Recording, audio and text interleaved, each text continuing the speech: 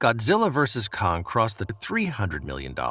So far, this seems to be the best reception in MonsterVerse history. King of the Monsters, though, was just at $294 million worldwide.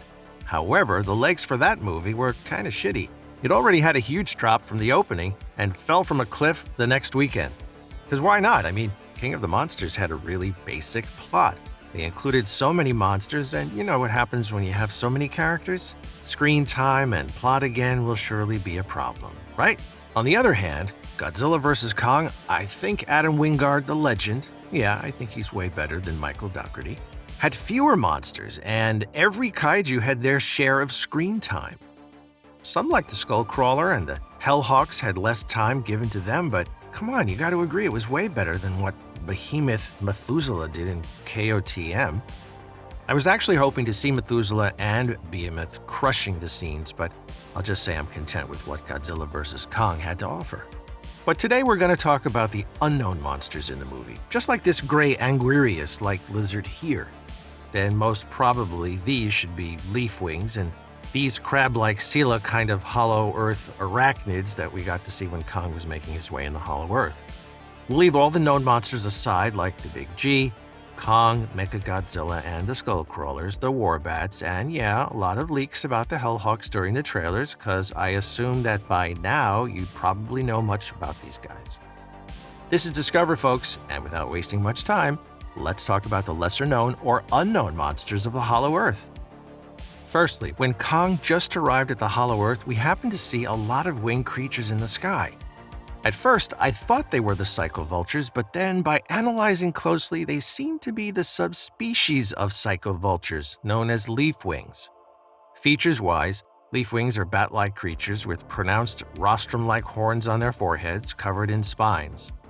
In Kong Skull Island, while Preston Packard and several soldiers were looking for Chapman, they spotted a tree with dozens of leafwings perched on its branches. How can we forget the scene when Conrad sliced several of them in half with Hank Marlowe's katana while rescuing Slivko? That particular scene was just off the hook. Sadly, other than just flying around in the sky, they didn't do much in GVK, but their inclusion is still a win. Next, after a while, as Kong kept wandering about the Hollow Earth, we saw these tiny little crab-like Silva arachnids, known as the Hollow Earth arachnids. I mean, until now, MonsterVerse hasn't really named them officially yet. Looking closely, they do resemble the Scylla from KOTM and a little pinch of the Great Kumanga from Toho. Size-wise, though, they look very small compared to Kumanga and Scylla. Check out this scene when Kong placed his knuckles on the ground. It seems like these guys scale way smaller than Kong's fingers. In terms of general appearance, the Hollow Earth arachnids resemble giant spiders, although heavily armored with small faces and crab-like pincers. Their carapaces actually resemble rocks. They appear to inhabit the open plains of the subterranean ecosystem, camouflaging against the ground until disturbed. They are likely prey items for many of the predatory species in the Hollow Earth, such as this one. Yeah, this Hollow Earth lizard. Some speculations around the internet suggest that this chunky lizard could be a member of the Godzilla.